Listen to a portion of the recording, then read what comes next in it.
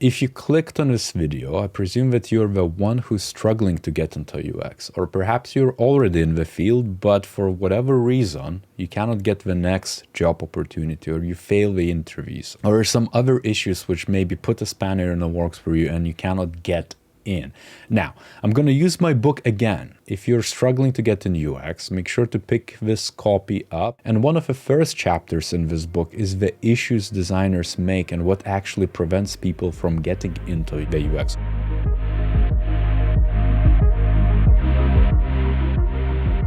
And so those issues could be summarized in maybe 8-10 points. Like number 1 would be lacking the fundamental understanding what UX is. And that means the process of the UX, what user experience design is about, what actions should you take and why you take certain actions. And an example of that could be when, let's say, reviewing so many portfolios, I see that a lot of juniors, entry level, and surprisingly a lot of seniors as well, putting the deliverables of the typical suspects because they've seen someone else do so. And I can guarantee that is because either they've been told in a boot camp or they've seen some other designer, they just decide to do the same. And it's, personas. Very simple interview outlines, actual questions they would ask in the interview, let's say, instead of the results. There's also surveys, but it's almost like a very specific set of deliverables. But in reality, UX is way too complex to just outline in a few different methods. And if you want a true UX job, then you need to know enough tools and pick just the right tool. If you just put a persona, but I can tell that you're not using it in the further steps to inform your design decisions, or you're not making it obvious, and chances are I'm gonna not consider you because it seems like you just wasted time or did it because someone told you, or you thought that this is what UX is about and you must include personas. That's BS. You don't need to use personas if you're not gonna use them. It's the bottom line. There has to be a reason for you to use each tool. So I would advise,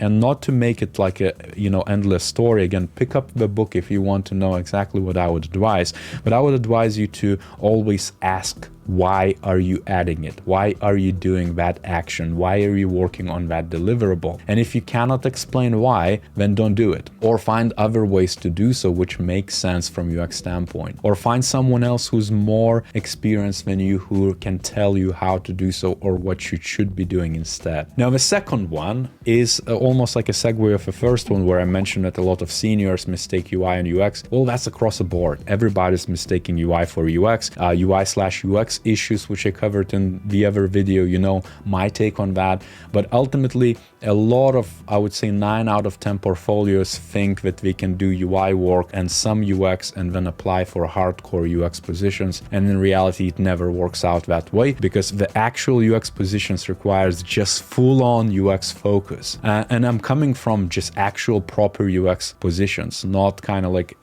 hybrid roles and things of that nature. But having said that, it's also okay for you to do UI UX if that's what the market requires and that's what every other opening needs. Do that, but make sure that you understand yourself the difference. Make sure that you don't fool yourself. And for example, apply for true UX roles who value proper UX over UI and think that you're gonna get in with flashy mockups and focus on just the digital solutions and not considering user experience design end to end. That's also something to consider. And that mistake can actually prevent you because 9 out of 10 portfolios who apply for proper UX jobs I hire for are just UI design. The third one, and something which is quite challenging to actually iron out, but it's lacking commercial experience. Chances are, once you're gonna start the career, you're also gonna be restricted by the NDAs. So you're not gonna be able to put that work into portfolio anyways. What do you do in that case? You do it anyways. You do your own projects. You find a buddy, you find a hackathon team, pair up with engineers, you pair up with a product manager, someone who you know from your network, reaching out to strangers or to Discord communities or participating in design challenges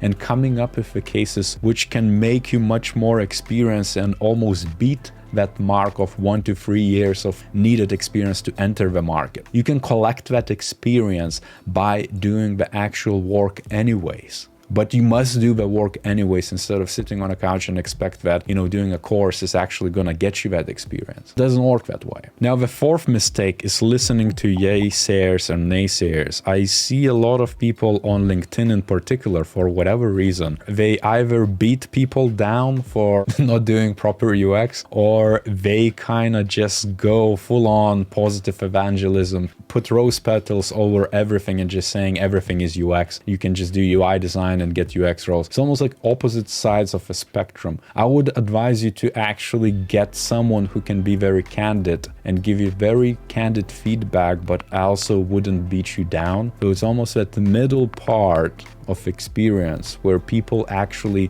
have a bit of yay and nay in them and very pragmatic take on things. That's the ones you should actually listen to. Find someone who's pragmatic and who's not gonna bullshit you either. And the next one is about being quite picky. And for this example, let's say you have very little experience, maybe you did a boot camp. You can't expect immediately to land a junior job. Again, no course, no learning without practice, without actual demonstrable experience and evidence that you can do the job is going to get you the job. And that's what I see as a market trend, that people immediately after we learn a little bit the fundamental UX, and using Dunning-Kruger, it's very easy to explain that effect, but we get on that Mount Stupid where they know almost too much and they can do anything ultimately until we reach the top and we realize that, hey, real world doesn't work that way. Think about it realistically. If you just learn about UX, you need to now learn how to do UX. And the same principle applies in picking the roles. If all your market, let's say, is developing and the hybrid roles are the only things you can do,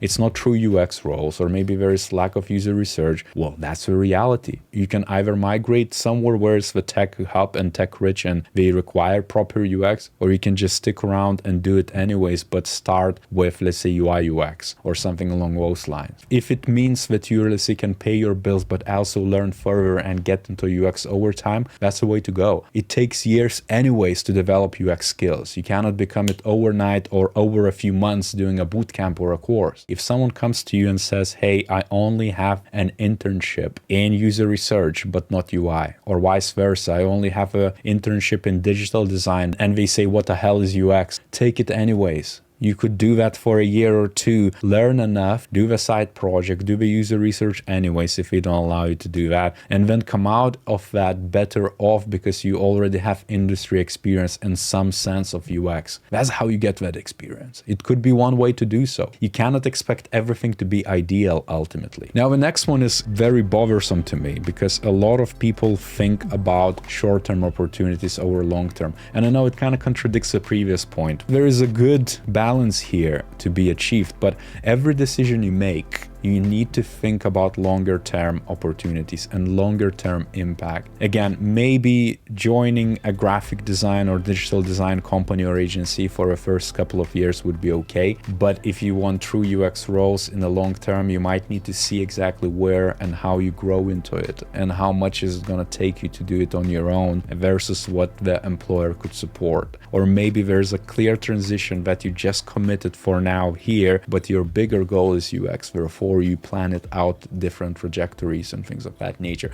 It's always having that long-term vision at the back of your mind. In this book, there's a lot of activities to do that so that you have a clear picture of where you're headed so that each and every step can contribute to it. That's ultimately what I would ask you to do in this specific case to solve this mistake a lot of people make. Now, the next one is, of course, portfolios and poor portfolio case studies. It could be that, let's say, they are not tailored. If you have enough case studies and you're applying the same set to each position, you're definitely shooting yourself in the foot. Try to tailor your case studies as much as you can. Try to tailor your resumes and cover letters if needed be as much as you can. Try to make sure that every application is as uniquely tailored to that job ad as it can be. There's no cookie cutter approach again. The portfolios that might work in UK or US might not work in India or somewhere in Asia because the markets require different skill sets. There's also that. Or maybe some areas are going to require UI UX design, but others won't. If we are just specifically talking for UX, then you also need to be able to separate UI from UX. You also need to be able to put in the work you want to continuously do. Meaning if you're going to have a mixed bag in your portfolio where it's going to be branding and video work and illustrations and a tiny bit of UX, you're not going to get UX jobs. You're only going to qualify for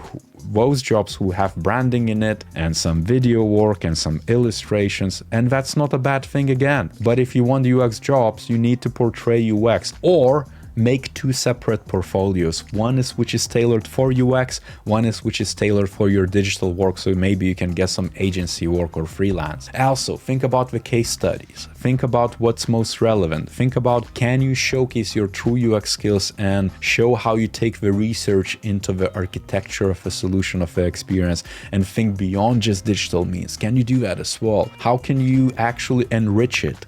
Maybe again you need to come back to the roots and actually do the UX regardless if it's being asked for you to do that. Then of course every other bit like storytelling, focusing over quantity over quality, and many other factors which you must consider. And the last one is looking for a silver bullet. And by that I mean is looking for shortcuts, is looking for someone to save you, is looking for someone to come out of a crowd and say, hey, please be a UX designer in my firm. And also a symptom of that could be a decision fatigue because you have too many options and you're looking, hey, which one should I go for? Which everyone is going to face going forward, even more so because there's so many boot camps, so many courses, so many books and things to read. And I know a lot of it is going to be picking up the right thing, the right quality of the material to learn from, but there are no shortcuts to UX. There is no silver bullet to, to get it all done in just one go or hasten your learning. Of course, you can optimize it and you can shorten that journey, but there is no magical spell which is going to solve it for you. You need to strap in for a long term. And I see a lot of juniors and entry level and even senior designers trying to shortcut it as much as they can, but they fall short because they shortcut the necessary learning and necessary practicing and necessary feedback loops for them to boost their skills and become even stronger UX designer.